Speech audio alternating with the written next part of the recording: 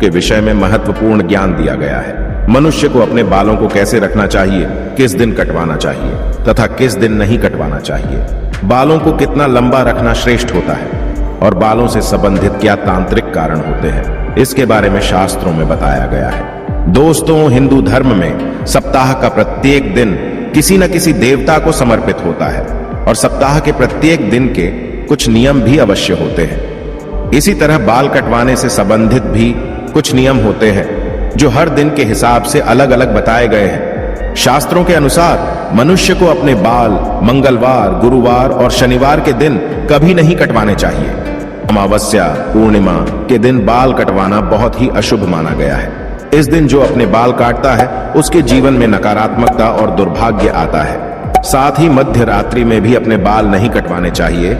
इस समय पर वातावरण में तामसिक और नकारात्मक ऊर्जा का प्रवाह अधिक होता है, जिसका सीधा असर हमारे मस्तिष्क पर पड़ता है। इसीलिए रात्रि में बाल न काटने की सलाह दी जाती है।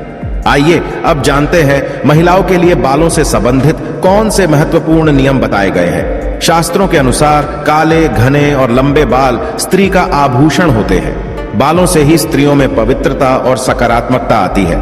प्राचीन काल से ही स्त्रियों के लंबे बालों को उनके सौंदर्य का प्रतीक माना जाता है। लेकिन लंबे बालों से जुड़ी महत्वपूर्ण बात आप सभी को ध्यान में रखनी चाहिए। शास्त्र कहते हैं कि स्त्रियों के बाल कमर के नीचे तक नहीं होने चाहिए और यदि हो तो उन्हें इस तरह से बांध कर रखना चाहिए कि वे जमीन को स्पर्श ना करें।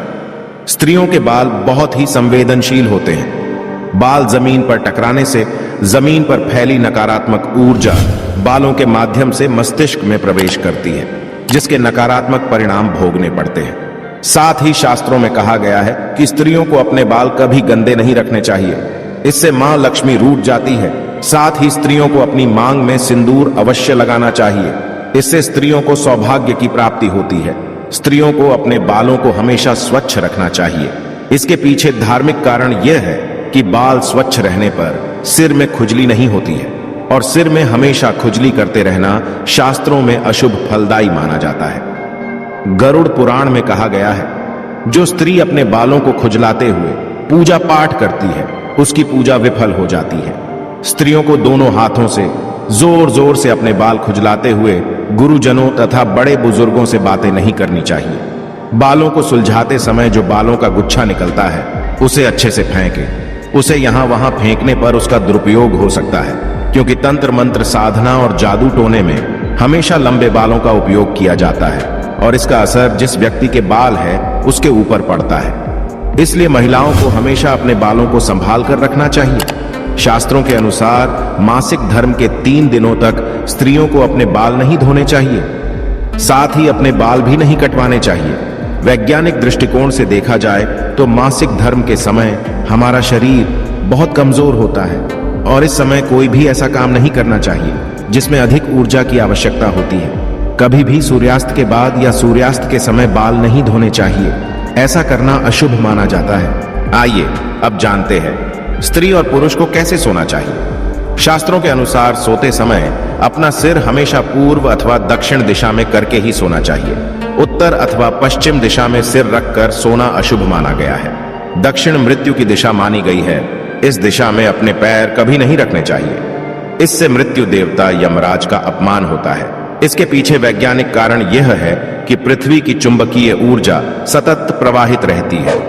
यह चुंबकीय ऊर्जा उत्तर से दक्षिण की ओर बहती है, इसीलिए अगर आप उत्तर में पैर करके सोएंगे तो यह ऊर्जा पैरों से होकर मस्तिष्क तक जाती है, जिससे रक्त का प्रवाह ठीक से होता है। साथ ही शास्त्रों में कहा गया है कि उत्तर की ओर सिर करके सोने वाले व्यक्ति के पास धन कभी नहीं आता है, उसका संपूर्ण परिश्रम व्यर्थ हो जाता है। लेकिन दक्षिण की ओर सिर करके सोने से धन संपत्ति में वृद्धि होती है। स्त्रियों को रात को सोते समय अपने बाल खुले नहीं रखने चाहिए। बालों को हमेशा ही बांधकर सोना चाहिए। बाल बांधकर सोने से ऊर्जा का संतुलन बना रहता है। बाल खुले रखकर सोने वाली स्त्री के घर में लक्ष्मी का वास नहीं होता है और हमेशा धन से जुड़ी समस्या बनी रहती है। तो दोस्तों, इस प्रकार से हमारे शास्त्रों में स्त्री और पुरुष को सोते समय पालन किए जाने वाले महत्वपूर्ण नियमों के बारे में बताया गया है। उम्मीद है आपको यह जानकारी अच्छी लगी होगी। वीडियो को लाइक जरूर करें और कमेंट में जय श्री कृष्ण तथा जय मां लक्ष्मी जरूर लिखें। साथ ही